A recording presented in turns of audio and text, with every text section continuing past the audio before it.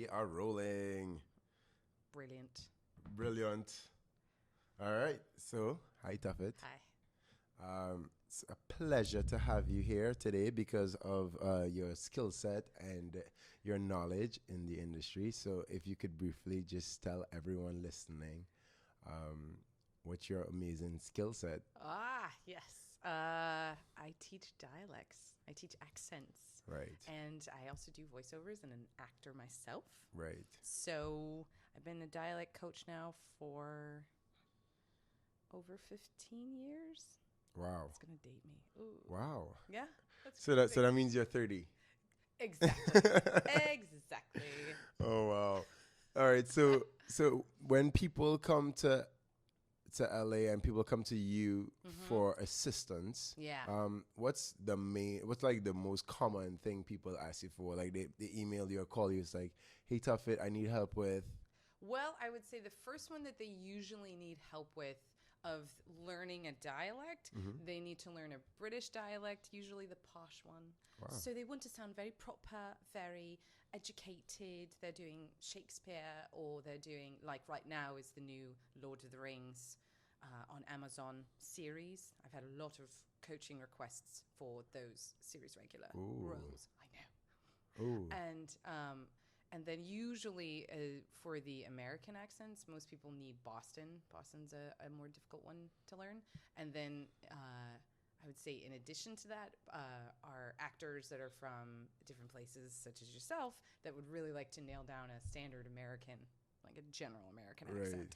So you'd say British is the first, like, most common one right now. Yeah. It's right now. That's hot right now. That's hot right now. A couple of years ago, before Black Panther came out, everybody wanted a West African accent. Like, Wow. it was the number of clients that I had coming in, which is hysterical. Wow. Yeah. Because I'm the most white West, of you're the all most white West girls. African person you could find. Precisely. Exactly. Well, Exactly. all right. So when I came to you, I found it really remarkable because you did like your homework and you knew some of like my pitch patterns, and you knew my like tendencies at first, and you did research to like you saw stuff online. Yeah, I saw your demo reel online and like clips of things that you had done online.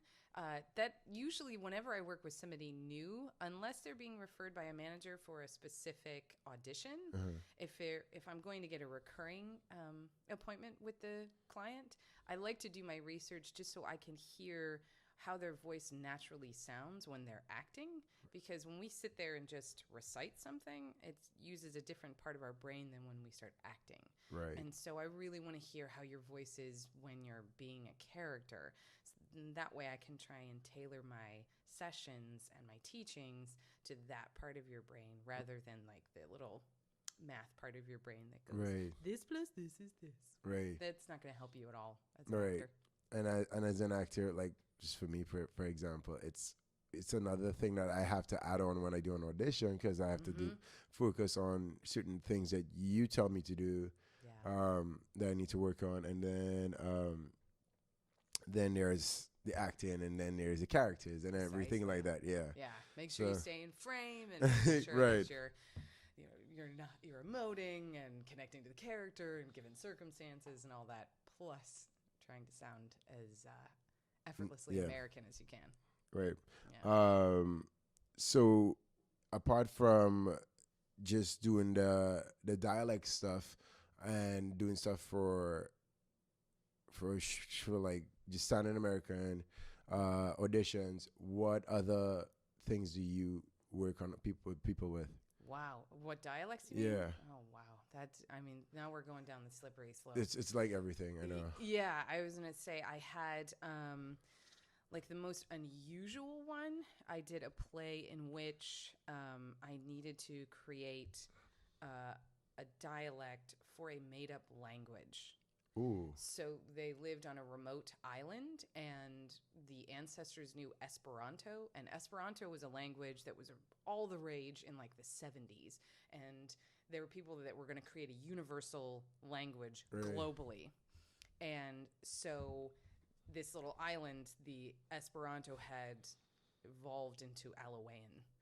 and they needed something that could be a dialect for that. Yeah.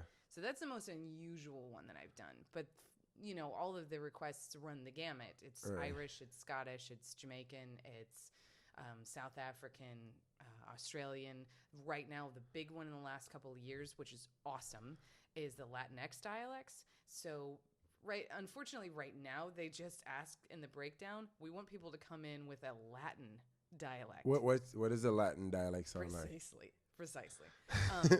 I would say the universal one that most producers and directors are looking for right now, unless they ask for a specific region like Colombian or Guatemalan or Nicaraguan or Brazilian, they're really looking for something that sounds essentially like a mix between Puerto Rican and Mexican. So they're looking for something that sounds easier for Americans to understand, and it's a little bit, it has the nasal quality, and it has all the sound changes that we recognize with the Mexican dialect, but it sounds with the standard American, like downward inflection on the end of your sentences and things. Oh, sick. Yeah. Okay. That's what they mean right now. I think a couple years from now, they're going to start being more regionally accurate. They're going to start requesting, like, we want northern Mexico versus southern Mexico. Those are two very different dialects. But for right now, they're just saying Latin accent. So I think, I mean, there's on Netflix, there's a bunch of like international shows and movies that that highlight different regions. And do you think that because of Netflix and because of all these big platforms that they're going to try to be more specific? Is that what you're saying? Absolutely. That, and I think as there's been a conscious diversity push in the entertainment industry, specifically in Hollywood, and to essentially include more, not just people of other races, but people from other cultures, people from other backgrounds, people from the actual textbook definition of ethnicity. Right. As they're starting to create more stories and produce more stories from more diverse perspectives, they're going to want to honor those stories accurately versus having, the white male board executive who's optioned a movie about Black women empowerment, like Waiting to Exhale, but it's not, those sorts of films where it's the money behind it is one ethnicity, and the stars and maybe some of the creators involved are a different ethnicity. Now we're starting to get into really, really specific storytelling, and I think that's why they're wanting to be accurate in their portrayal, particularly the actors. They don't want to, try and do anything false. So, all right, I've been through your process, but someone listening haven't been through your process. And let's just say, for example, I'm coming to do a British accent. Okay. Right? I get my sides or script, if it's terminology for new actors. I got my sides, and I come to you. I'm like, Tuffet, I have this audition in 2 days. Yes. I wouldn't say tomorrow to frazzle you. No, I do get a lot of tomorrows. I do get a lot of tomorrows. I don't want to frazzle you on the podcast right now, so you're fine. I'll say in 2 days.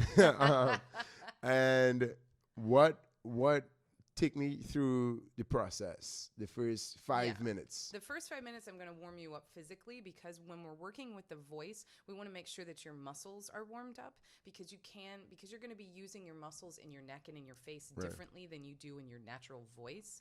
We have to make sure, just in the same way that you stretch before you go running, you have to make sure that these muscles are loosened up. So if you roll out your shoulders and twist at the waist and, do a couple of neck rolls. And I'm going to have you take a couple of deep breaths in to essentially open up the diaphragm, because with most dialects, you're going to be using your breath differently than you do with your natural voice. Right. So your breath has to be essentially loose and not sort of tight, and have your stomach all tight, because you've been sitting in the car usually to get to me. True. And then after that, the big thing that I start with every dialect is placement. And what I mean by placement is your vocal placement, where the voice is located in your mouth. with like the British, the UK accents, Irish, Scottish, Liverpool, Manchester, Cockney, RP British, London, doesn't matter.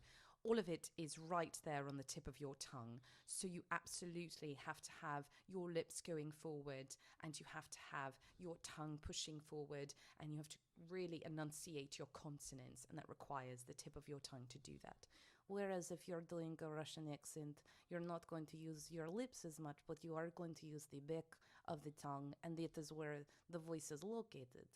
Whereas if you're doing Texas, it's right there in the middle of your mouth. And so I don't want you to use too many of your lips going forward because it's going to push your sound forward and it's going to sound weird. So those are sort of three examples of like vocal placement. Is it at the front? Is it in the middle? Is it in the back? Or is it somewhere in between? Right. Wow. Yeah, that was fun, by the way. That was fun watching you just it's like a party trick. Yeah, people will go. I'm How like, many tell me, dialects do it, can you do in please, a do it, row? please. I say All right. yes. Yeah. And that's the first 5 minutes. You get people warm, and then I guess you go into the material. Yes. Take me for example. Yes. And we were going to do some sides. What would the next 5 minutes be after I'm warm? Usually, and you know this, I'll have you put a finger in front of your face, and I'll say, "Go ahead." 1, 2, 3, 4. Yes. 5. Exactly. Do your 1, 2, 3, 4, 5. I find that helps to. The reason I do the 1, 2, 3, 4, 5 or the "Hello, Joe, are you alone?" is because those sentences, it's just like kids' books. Your brain doesn't have to think too much about how you'll say it. It just thinks about what you're saying, and that's more where I can rely on the muscle memory to take over, because I don't want you thinking about how you say it. As an actor, we just want muscle memory to take over so that you and I can just connect the material and like focus on the relationships, focus on your objective. If we focus really on how we're saying something, we're never going to connect to the other actor. We're never going to really connect to the story because we're always thinking from a technical perspective. And that's why it's really important to do placement first, because it is so much about the muscles. And so then I go in the 1, 2, 3, 4, 5 so that we can start to solidify your muscle memory, and then it can become instinctual. And then I just take you through a few drills. Like, you know this, I'll have you read something out loud from a children's book. Dr. Seuss. Exactly. I highly recommend Dr. Seuss for all you the make repetition. me read Dr. Seuss. Yep, exactly. And then usually I will ask you things like, what did you have for breakfast? Or if you could go on vacation anywhere, where would you go, in your accent, so that you can start to get your muscles used to it's like when you're doing any kind of drills. If you were just running and never stopping and never turning, it would be really disruptive for you to all of a sudden stop, and you might lose your rhythm. So it's essentially what I'm asking your vocal muscles to do is to stop, pivot, and then start back up again when I ask you to extemporaneously speak. So this is very a very like high tech way to like train your vocals to just do one side. And I think I take myself back to now starting off acting. I would probably just have watched like a YouTube or something. Yes. And I would say that I did not train. I didn't warm up my muscles. I didn't do anything like that. So I could see the difference between that warming up session, how loose I get, telling a story, and just even doing it in my native accent first. It really helps like settle me down a little bit, and then we could jump into the material. Precisely. Nice. Exactly. You always have to, because it's not just that we're rehearsing a speech. You know, I'm not asking you to get up and run for office. That's a very different thing if I'm asking you to do a monologue. But you interacting with another human being in a dialect, you're going to use totally different acting muscles than you would in your natural voice. Whatever your natural accent is, when you're using a dialect, it's going to be different. Like I'll start with the Irish, because I've got to vary it up for a podcast, right? Like when I'm doing an Irish dialect, I find that I use my eyebrows a lot more when I'm acting. I just notice that there's a lot more acting going on in my eyes, you know? Whereas if I'm doing an antebellum Southern, like a George Peach, if I'm doing Tennessee Williams or something like that, I'm going to end up using my jaw a lot more, and I'm going to end up keeping my shoulders back and have a nicer posture. Whereas if I'm doing Boston, oh my gosh, I'm going to articulate so much more with my gestures, and I'm going to move my head more because that is part of the culture of Boston dialect, is to make sure that you've got this sort of openness of your body. So all of these different dialects bring out different elements of my acting, and you don't really get that until you start to experiment with it. I don't get it on YouTube too. Yeah, it's hard because especially if you're watching, there's the two kind of things that you'll see on YouTube. One, it's the tutorials, right? This is how to do an accent in 5 minutes. And they're right. They're telling you exactly, like, these are the sounds that sound different. You know, instead of in Boston it being park the car, like Park those, the car. yeah, it's park the car and have it yard, right? You're just going to open up your jaw for that ah instead of an R sound. You're dropping the R.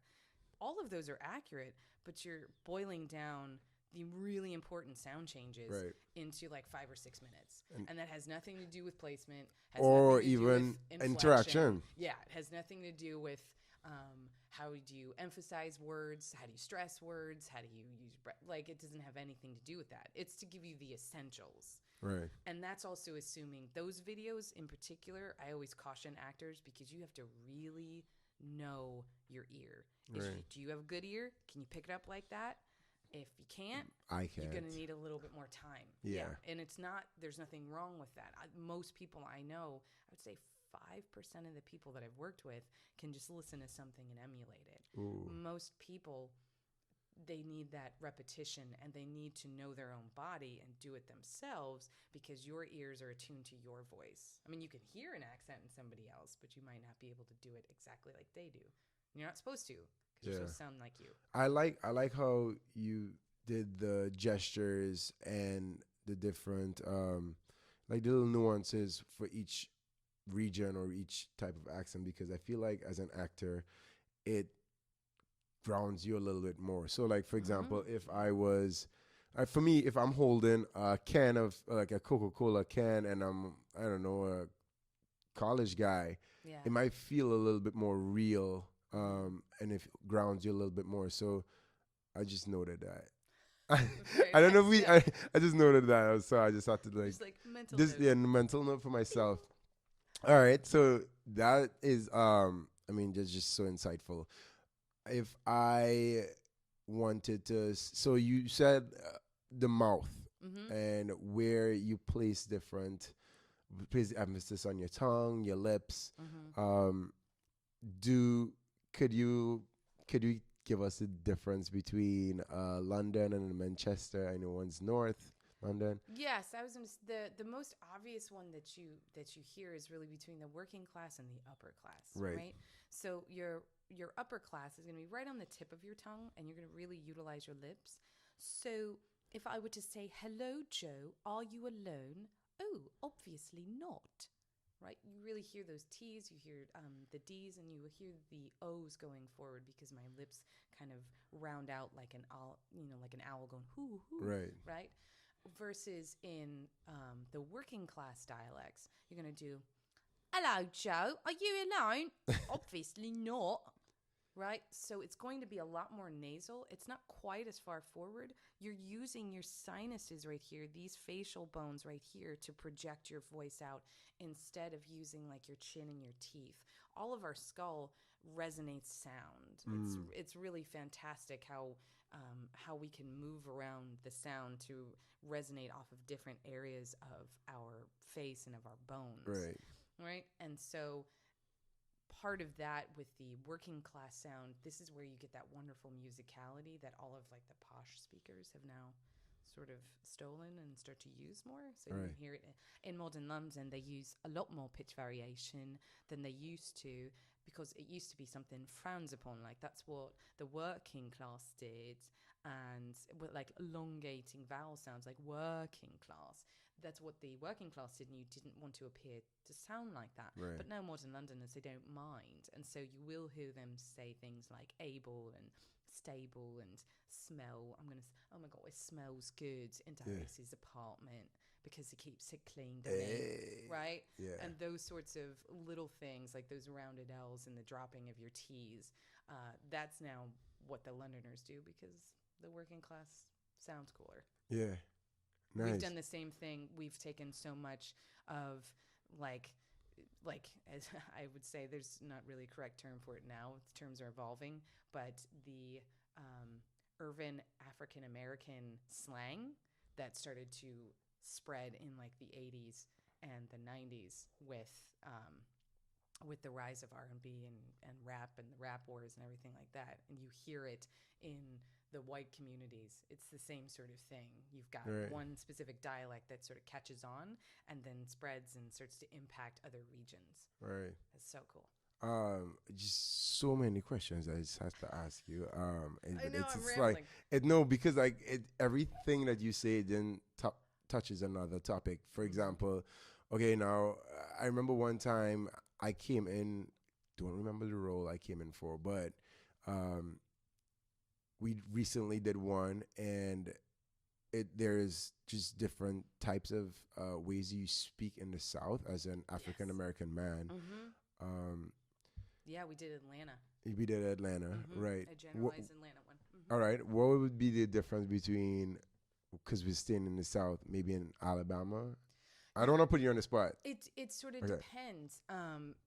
It depends on the age. It depends on socioeconomic background, and it depends a lot on the character's emotional state. Okay. This is for all characters in general, not just for if I were to ask you to do a modern urban African American from Atlanta versus Alabama. Right. From Alabama, you might get somewhere that might get more Cajun influence. I don't know if I can pull that one out of my back pocket comfortably. Well, give me one besides that Alabama, with maybe like Louisiana, maybe. I was gonna say, like, if I'm doing Atlanta, it's more like there is a voice inside of you that whispers all day long. I feel that this is right for me. I know that this is wrong.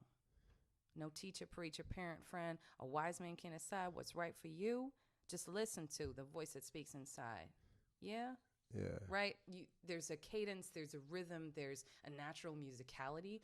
And when you go into places like Louisiana or Alabama, where we have more of the regional affectations on those dialects, then you're going to hear the Cajun influences, the French influences, and really like that kind of old school Southern plantation influences, particularly in like Mississippi. Right. So that will impact how you say something. Right. No, it's so cool. But and if we're talking about different parts, like, so we say Southern accent. Some people might say, okay, I need to do a Southern accent. But in your experience, the actors who have been the most successful booking a job, were they more detailed, or it didn't really matter? Honestly, it came down to how effortless the dialect was. Okay. It really, honestly, I tell everybody this, and I know I've told you this, it has nothing to do with how accurate the dialect is. The person that's producing it or directing it isn't interested in how accurate the dialect is. They're interested in how natural it sounds. Like, they won't have to do any work on it because they don't want to hire somebody like me for the production. That's extra money that they have to spend. Right. They want you to just come in and sound like you're from that place. So even if to my ears you might not be accurate, as long as you're consistent, that's what's most important. Okay. Because if you're consistent, then me as the audience, my ears won't perk up and be like, wait a minute, where are you from? Versus when we do watch people in films and television that don't have consistent dialects and go, oh, that was terrible. Oh my. And it takes you out of the story. Right. It takes you out of character. Mm-hmm. What has been like one of the more coolest sets you've been on to work with? Oh, wow. Gosh, I've done a lot of theater productions. The one where I had to make up the language, that one was really cool. That was at East West Players, the Language Archive. And, it's for me, it's always the next one that I'm doing. and watching the actors. It's never so. It's always the best part for me is watching the actor go from oh, I hate dialects and getting really nervous, and you see their brow furrowed and their eyes wide, like this is awful, to the I got it. I got it. Yes, where they have that light bulb of like, and there's this big exhale, and they're like, okay, this isn't as daunting as I thought it was going to be. And then, of course, by the end of the run, they're like, why was I so worried about this? Yeah. I nailed it. Did you see that with me? Yes, of course. The best is watching you come in because you kind of come in and each time it resets a little bit. Right. You have this look on your face of like, I mean, I know I got it, but it's been a while. So maybe I don't. Yeah. You know? And then there's another part of you that by the end you're like, okay, wait, no, I do. I got it. I can do this. I just remember sometimes being so frustrated by it too. And it's like, why can't I, Mm-hmm. And especially for you because you're an athlete and the athletes are always the dancers and the athletes. They're the ones that have the roughest time because you are used to your body obeying your commands. Right. And these muscles are very different from your other muscles. They don't respond in the same way. And you also have a little bit of, usually dancers and athletes have, this little mental voice inside their head that's like, you should be able to do this like that. Exactly. That's how I feel. And you should be able to do this. And just massive frustration, which of course gets in the way. Whereas if I'm coaching kids are the best because kids have no preconceived notions. How do you teach kids accents? Oh, kids are great. Kids are so much easier. If I tell kids, I'll be like, all right, you can do this. I want you to push your lips forward as if you're a fish. Can you do like this? And then they do the face of the little fish face. And then I'll say, all right, now what I want you to say really loud and clear with your lips really forward. 1, 2, 3, 4, 5. And stretch your hands out and do this big triumphant pose.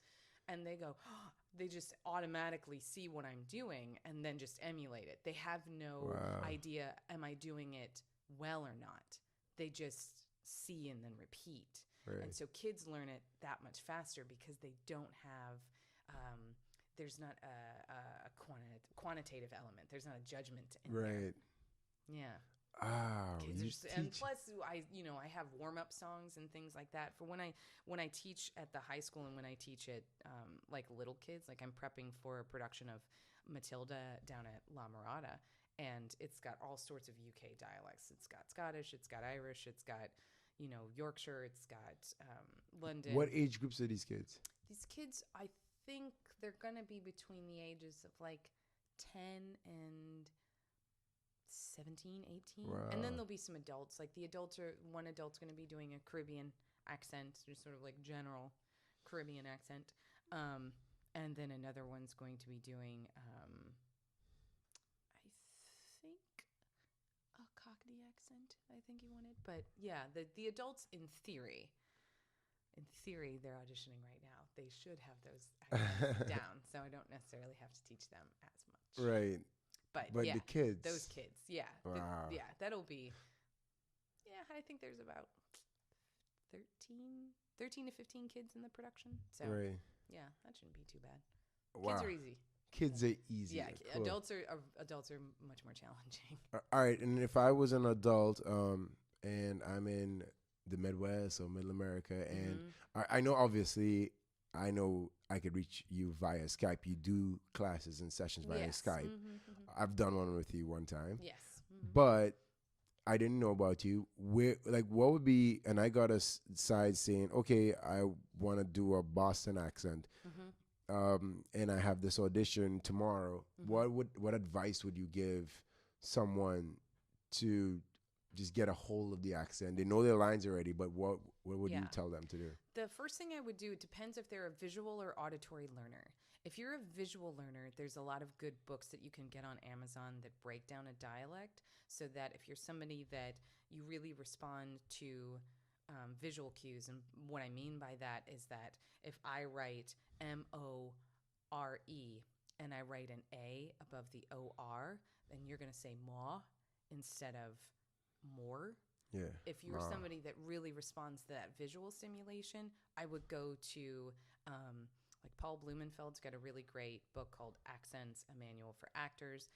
Paul Meyer's got a few zillion books. It's one of my projects of my life is to write a dialect book. Oh my God, I can't wait.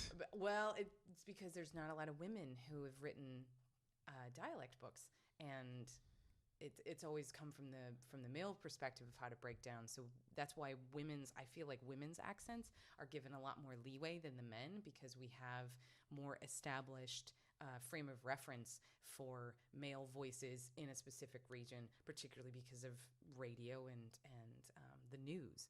When that was coming out, in the 1900s, in the early 1900s, and we had television, we had these established male voices. And so women, particularly when women started in the entertainment industry and started working in the news, they had to adjust their voices to match what men were doing. They had to sort of fit that in. So now would be a really good time for me to get off my butt and write a dialect book and travel the world and get sound samples of modern women. Yeah. But that's for a visual learner. If you're a visual learner, I say go to books. Going online isn't going to help you as much. Right. Whereas if you're an auditory learner, most people are auditory learners. The first thing I'd say is find local newscasts of the specific dialect that you're wanting, particularly interviews, like when they do the man on the street things of like, there was this convenience store that burned down. What did you see? Right? So you're seeing people in an emotionally heightened state. You're seeing them that are regionally specific to that area. And you're also going to see it juxtaposed against standard American with a newscaster. Right. So you'll be able to kind of hear how people sound, not just when they're saying something, like reading something, but when they're in an emotional state. And in addition to that, there are good movies and television shows that you can go to, particularly like you mentioned with Netflix, having these great resources from different places that are accurate. Go to those, but make sure when you research an actor, make sure that they're not an actor that's doing that accent, that it's somebody that's actually from there. So if you want to watch Good Will Hunting, you can. Matt Damon and Ben Affleck are from Boston. They're not necessarily from like Southie Boston, but would I want you to go and base your entire Boston accent after Christian Bale from The Fighter? He does a good one, don't get me wrong, but I would say no, simply because he's doing a really specific accent and he's Welsh. Yeah. So it's different. He's going to hear things differently. He's going to apply things differently. So you want to try and make sure that your resources are authentic to the region. And then in addition to that, and absolutely go for those how to do this accent in 5 minutes, 6-minute videos. If you've only got a short period of time, those are great. Most of the time in auditions, they just want to hear you be consistent and be natural with it. Essentially, they don't want you to be afraid of it. Yeah. If you come in afraid, like, I guess there is a voice inside of you that whispers all day long, right? If you come in sort of tentative and correcting yourself as you go, they're like, okay, they're not comfortable. Yeah. And so they're never going to see the character. So it's sort of a waste of their time. So it's better to go balls to the wall wrong than it is to they're super accurate with no characterization. Balls to the wall, just confidently wrong. Exactly, yes. Okay, nice. Oh, that's a good piece of advice. But I worked in New York with a couple dialect coaches. Yeah. There were two buts. The first one is that it was just way too expensive. This one guy, I wouldn't call names, but he was like one of the best. And it was honestly like, I kid you not, it was like $200 a session maybe. I know. Maybe like 300 or something. It was something crazy. And I was like, yo, pull up. Like, am I really gonna like learn that much? And it wasn't even for a role. It was just so I would be ready for when I have the role. So that didn't really work out. And then I tried a few people along until I met you, and then I realized, okay, apart from you're being very affordable, and for the actor themselves, I could see that you're for the actor, you're for the craft. And the first thing I saw was like, obviously, you researched my stuff. I respected that because I was like, all right, you then made an effort to show that you care for the actor. So there are people like you there that I could go online and I could, Skype you or whatever. I'm not in town, so that's amazing. Um, One thing I wanted to jump on to now is back to my I would say chain of progress or Yes. everything like that. Wait, let me just play this again. Hold on. The thing is stopped. Oh, we're good. Okay. All right, okay, we're good. Back to my progress and everything, doing standard American accent. American. Yes, See? American. American. We would go through sides and just do stuff. So I was thinking maybe we could just do a quick page. Sure. Because most of my listeners have heard me speak in a Caribbean accent. Yes, I have. So maybe we could see how this goes. Yeah. So I probably won't call the names because this show didn't come out yet, but it's something I auditioned for. Where should I start on this page? Where do you think I was the name S? Yeah. This is Why like a did you start live with class. It must be I'm so getting hard? I'm getting a class out of this, by the Yes. way. Yeah. All right. So Very, very clever. Very clever. getting a free class out of it. Just so I could just put a note. Whenever I do sides now, because of working with you, I would then maybe highlight words that I think is might be a little challenging for me. So it must be so hard. Right. Right. Yeah. Having to witness all of that.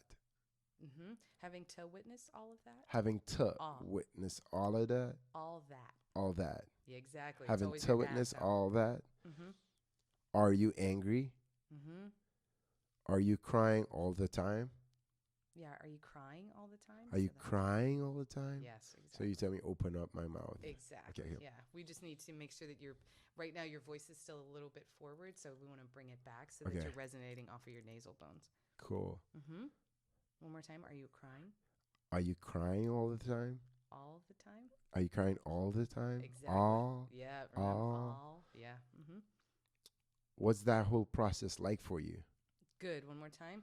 Take that ah sound of the that back up into your nose and make sure that your lips stay sort of flat. Okay.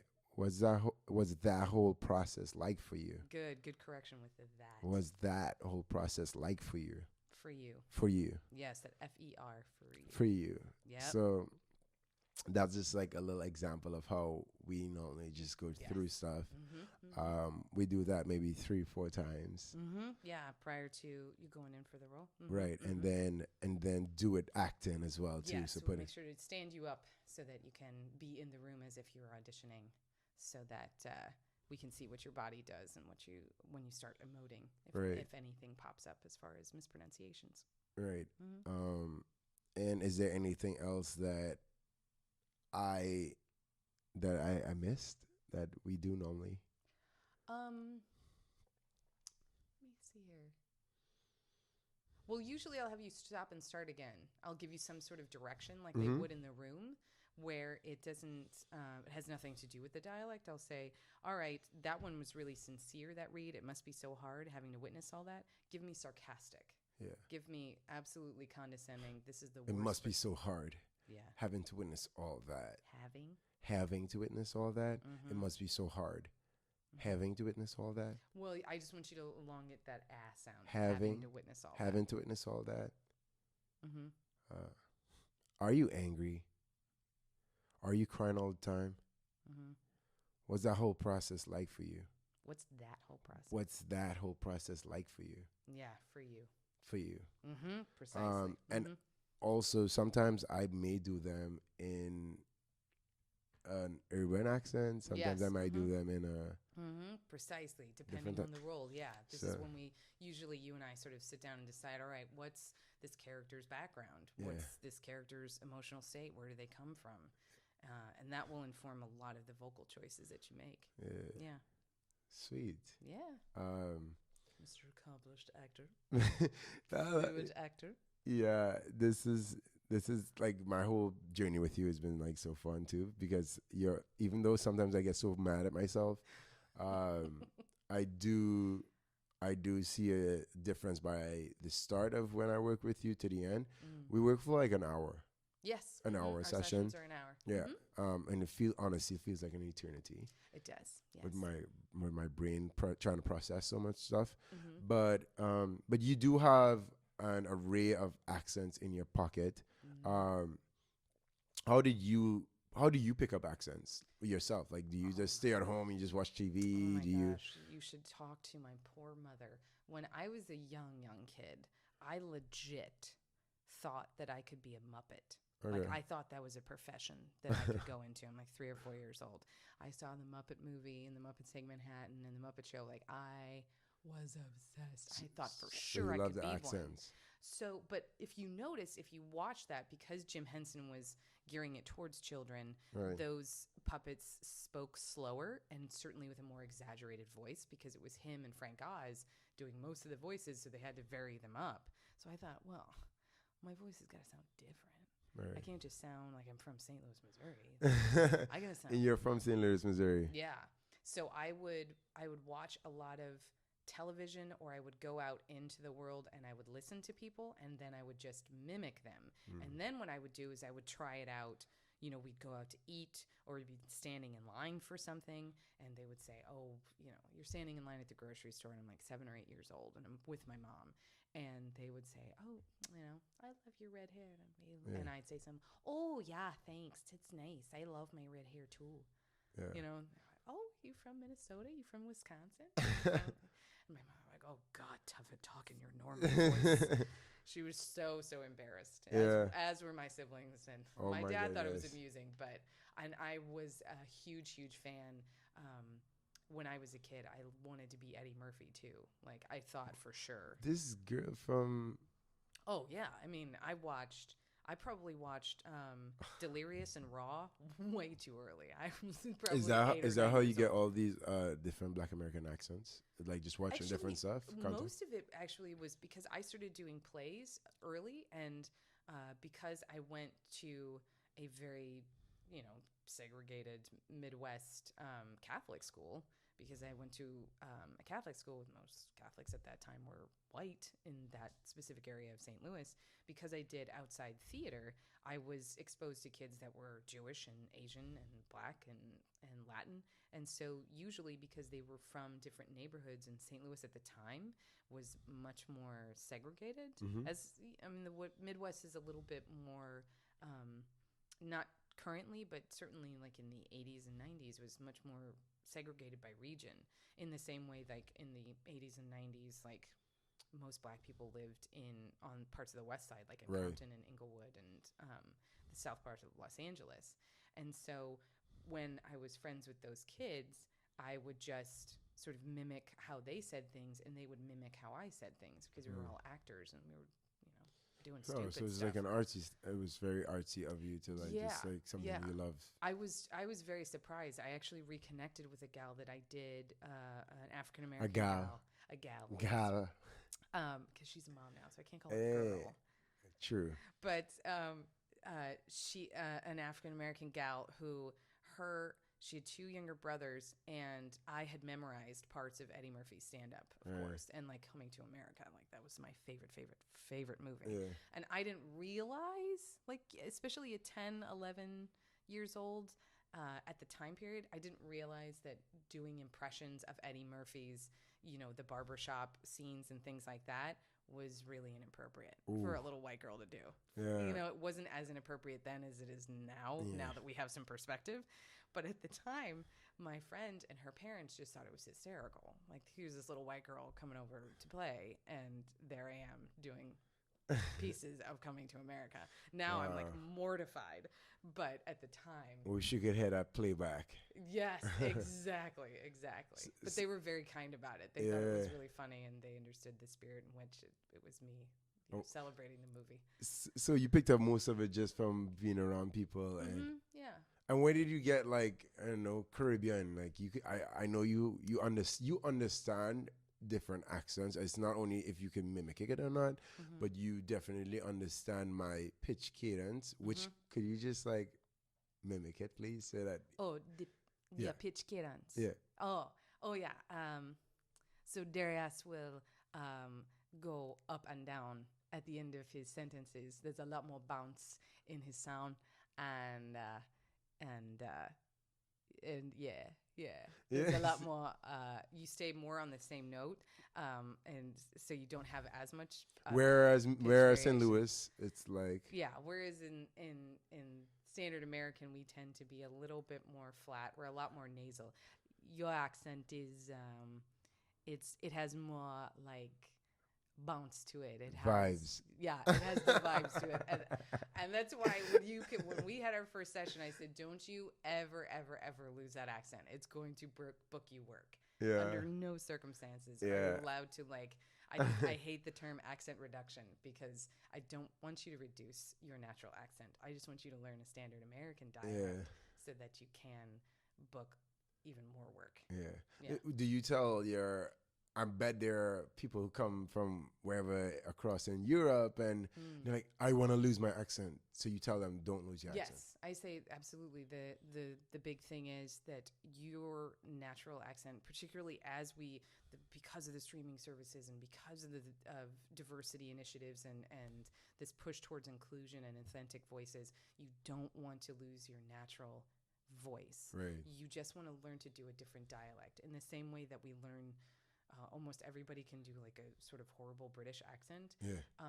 That's what I want everybody to think about when they're learning a standard American one. You're just doing it for work. I don't want you to lose that natural voice because it will come into play. It Yeah. absolutely will book you work.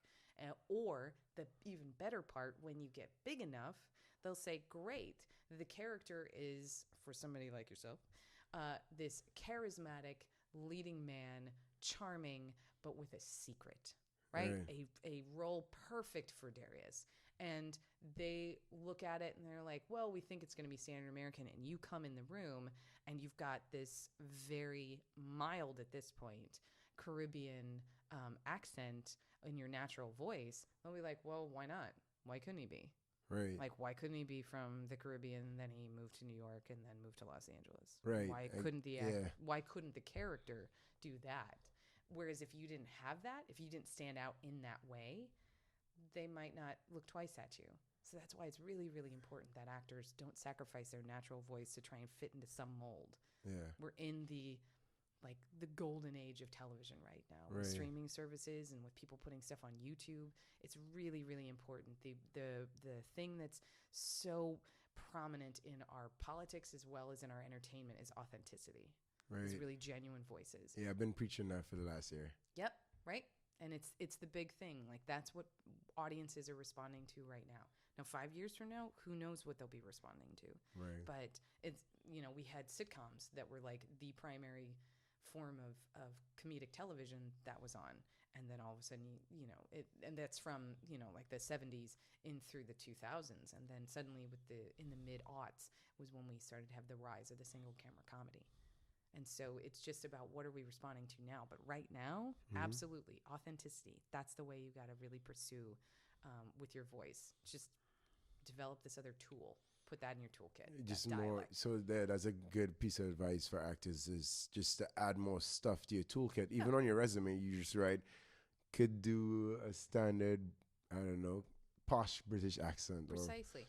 It's just like when you take Meisner classes versus method acting versus Ivana Chubbuck. It's like any of these specific techniques that you might learn, you put them all on your resume. It's the same thing with your voice. Yeah. Keep your voice. Keep what you're doing. You're just adding more tools to help Right. you.